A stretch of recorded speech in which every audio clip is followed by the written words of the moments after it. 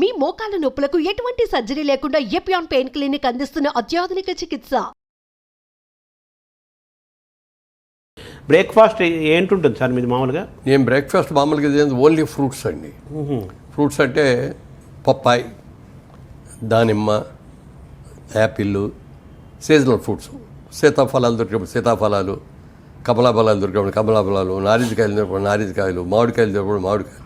Seasonal fruit కూడా తింటా.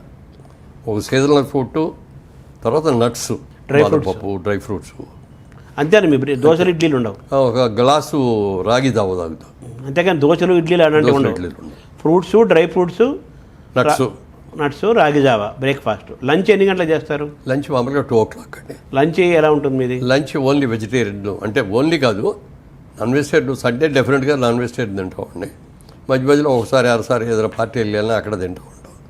But రోజు ఫస్ట్ నేను కలుపుకునే మొదటి ముద్ద పప్పుకూర ఉంటుంది. పప్పు ఆకుకూర మొదటి నుంచి అంతే. మొదటి నుంచి అది కంపల్సరీగా మా ఇంట్లో పప్పుకూర, ఆకుకూరతో పప్పుకూర అనేది కంపల్సరీ.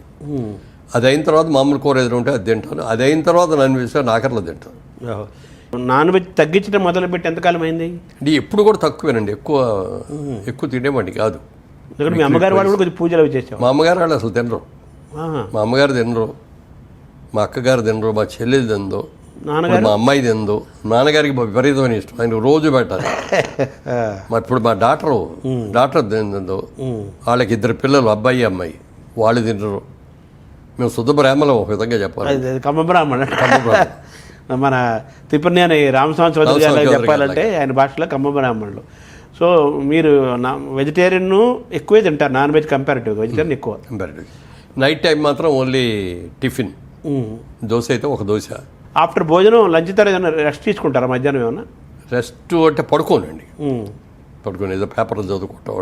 రిలాక్స్ అవ్వరా? మంచి పనుకోవటం, నిద్రపోవటం ఉండదు. పగలపూట నిద్రపోరు మీరు? పగలపడుకో. ఈవినింగ్ ఎన్ని గంటలకు ఉంటుంది సార్ తిన్నారు? Evening dinner 8 o'clock. నైట్ అది కూడా రైస్ అది ఏముండదు. తింటే పుల్కా తింటాం, లేకపోతే ఏదైనా దోశ, లేకపోతే ఇడ్లీ కానీ. Very simple. అది కూడా. ఎంతకాలం నుంచి మీరు నైట్ టైం భోజనం మానేసి ఎంతకాలం అయింది? చాలా ఏళ్ళు అయిందండి. అబ్బో. నాకు పెళ్ళి తర్వాత సంసారం పెట్టేటప్పుడు ఇన్సూరెన్స్ చేయించుకుందాం. ఇన్సూరెన్స్ చేయించుకుంటే మంచిగా రేపు పొద్దున మనం ఎట్లా ఉంటాం, తిరుగుతూ ఉంటాం. ఒక ఇన్సూరెన్స్ ఉంటే ఒక ఇది ఉంటుంది ఫ్యామిలీకి అని ఇన్సూరెన్స్ చేయిన తర్వాత 1 year అయిన తర్వాత ఇంకొంచెం చేద్దాం, ఆదాయం పెరిగింది కదా అని మళ్ళీ చేద్దామని వెళ్తే ఆయన చూసి ఇన్సూరెన్స్ ఏజెంట్ అన్నాడు, సార్ లాస్ట్ ఇయర్ ఇన్సూరెన్స్ చేసినప్పటికీ ఇప్పటికి 8 kgs పెరిగారు సార్, మీరు ఇలా పెరగటం మంచిది కాదు అన్నాడు. అప్పుడు కానీ నాకు తెలియలేదు నేను పెరుగుతున్నాను అనేది. ఇక అప్పటి నుంచి కంట్రోల్ పెట్టుకున్నాను. అప్పుడు పెద్ద ఏజ్ లేదుగా, మీరు 30sలో 40లో ఉంటారేమో. అప్పుడు లేదు, ఇంకా 30 లెస్ దాన్ 25లో పెళ్ళి అయింది. అవును. 26 ఆ టైంలో తీసుకొని అప్పటి నుంచి రాత్రిపూట భోజనం మానేసి, రైస్ మానేసి పుల్కా తినేవాడిని. అప్పటి నుంచే? అంటే మీకు 85 సినిమాలో రాకముందు నుంచే పుల్కా. అంతే. సినిమాలు 34 ఏళ్ల వయసులో వచ్చారు మీరు, అంతే కదా? 74 అనుకుంటా. వచ్చిన కాడి నుంచి కూడా ఇక అది కంటిన్యూ. అంటే మీరు ఇప్పుడు 85 ఏళ్ళు అంటే 60 ఏళ్ల నుంచి మీరు ఆల్మోస్ట్ 60 ఏళ్ళ నుంచి రాత్రిపూట భోజనం చేయట్లా, ఏకభుక్తమే. పనుకోవడం 8 గంటలు పనుకుంటారు సార్? 10. ఇద్దర వెంటనే పడుతుందా మీకు?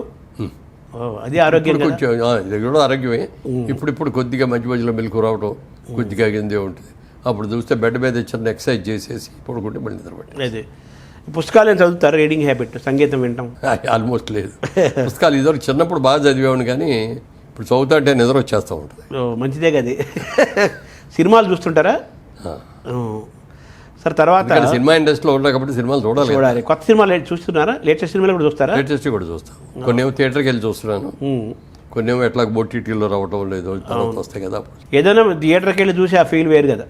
డెఫినెట్గా 100% ఆ తేడా అంతా ఉంటుంది. చాలా బాగుంటుంది కదా. ఫుల్ స్క్రీన్, జనం మధ్య ఫుల్ స్క్రీన్ ఒకటి, లైట్లన్నీ ఆఫ్ చేసి ఉండే స్క్రీన్ ఒకటే కనపడుతుంది మనకి. మన పక్కన వాళ్ళు కూడా మనకు కనపడరు. సో మన ధ్యానం పూర్తిగా ఆ కథ మీద, సినిమా మీదే ఉంటుంది. అవును.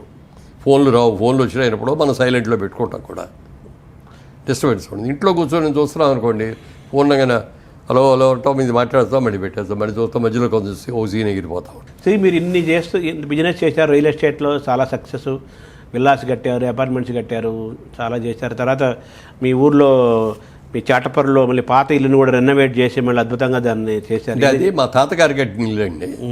100 సంవత్సరాలు పూర్తి అయింది.